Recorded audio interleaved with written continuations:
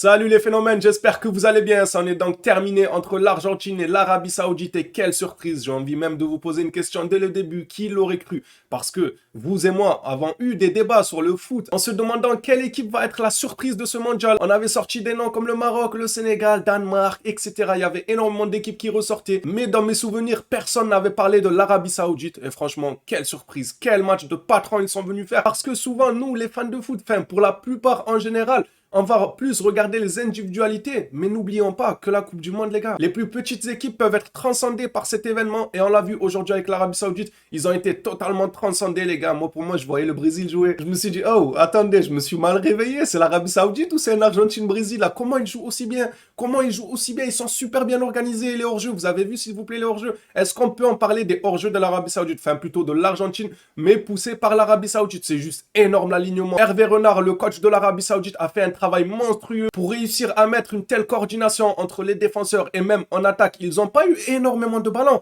L'Argentine, en général, ont maîtrisé le ballon, même si pour moi, ils n'en ont pas fait un bon usage lors de cette maîtrise de balle. Mais les Saoudiens, à chaque fois qu'ils récupéraient le ballon, c'était pas pour blaguer. C'était pas pour faire joujou, pour jouer derrière, pour faire jouer le gardien, la défense. Non, c'était pour casser des lignes, c'était pour chercher le dribble, pour aller chercher la faille. Et ils ont réussi à 2 reprises. Il n'aura pas fallu 15 occasions pour l'Arabie Saoudite pour aller tremper le gardien de l'Argentine. Et pour moi, c'est un Argentine décevant. Mais peut-être que c'est un mal pour un bien. Parce que l'Argentine était vue par la plupart des gens comme étant l'une des équipes favorites. Alors pour moi, ce statut-là n'a pas changé. Ce n'est pas parce que tu perds un match d'ouverture que ça y est, tu n'es plus favori. Franchement, je pense pas du tout. J'y crois toujours à l'Argentine. Parmi, bien évidemment, les équipes favorites de ce mondial. Et pour moi, c'est peut-être même un mal pour un bien cette défaite-là. Car ça va tout simplement leur remettre les pieds sur terre. Je ne sais pas si vous avez un peu la même façon de voir les choses que moi. Et imaginons que l'Argentine entame son mondial en étant l'une des équipes favorites qui claque un 4-5-0 à l'Arabie Saoudite et qu'ils enchaînent sur de bonnes performances. Ils butent, hop, sur l'Allemagne, sur l'Espagne. Des grosses équipes comme ça, intéressantes. Ils sont surpris, ils sont sortis de leur confort. Là, dès le premier match, on leur annonce la couleur. On leur dit, vous n'êtes déjà pas dans votre confort. Ils ont été refroidis dès le premier match par l'Arabie Saoudite. De quoi leur remettre les pieds sur terre et de quoi peut-être faire réagir ce collectif. Car pour moi, je n'ai pas vu un bon Argentine, je n'ai pas vu un bon Messi sur le premier but, sur penalty. Alors ça se discute. Il y en a qui diraient,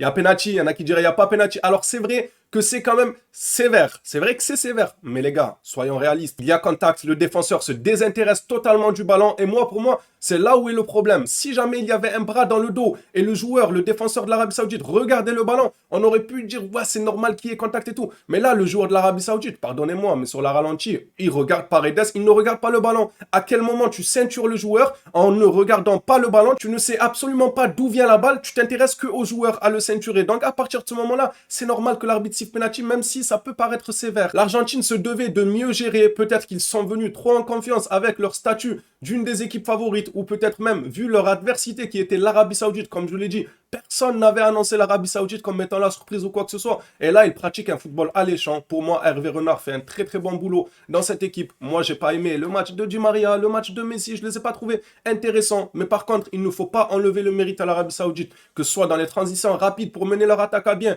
ou que ce soit dans le hors-jeu. Moi, c'est ce qui m'a le plus interpellé. Leur efficacité devant et leur façon de jouer le hors-jeu derrière. C'était juste fou. C'était juste fou. 1-2 actions hors-jeu. 1-2 actions hors-jeu. 1-2 buts hors-jeu. Attends, mais c'est un cheat code, ça, les gars. C'est de la triche. C'est permis, ça, les gars. À chaque fois que l'Argentine marquait, non, revenez. Il y a hors-jeu. Superbe alignement. Superbe alignement. Cette équipe de l'Arabie Saoudite m'a franchement étonné. Après, comme je l'ai dit, ce n'est qu'un premier match. Il ne faut pas en tirer des conclusions rapides en disant que l'Argentine, ça y est, c'est fini. Ils ne sont plus l'une des équipes favorites. Et de l'autre côté, c'est pareil. Il ne faut pas tirer la conclusion que l'Arabie Saoudite, ça y est, ils vont gagner le mondial. Ils vont aller en demi-finale. Non, ce n'est qu'une première confrontation. Mais il ne faut tout de même pas enlever le mérite à l'Arabie Saoudite qui est venue jouer en tant que patron. Ils sont venus, ils ont montré leur qualité, ils ont montré leur coordination. Voilà, c'était un petit résumé du match Arabie Saoudite-Argentine. J'ai peut-être oublié quelques détails, j'en suis désolé, c'est compliqué comme ça à chaud après le match, on n'a pas encore toutes les actions en tête. N'hésitez pas à me dire vous dans les commentaires qu'en avez-vous pensé de ce match. Merci à tous ceux qui likeront cette vidéo, qui la partageront. On se revoit sûrement à la prochaine vidéo sur l'actualité football qui sortira au cours de l'après-midi, voire début de soirée. D'ici là, je vous dis, prenez soin de vous les phénomènes.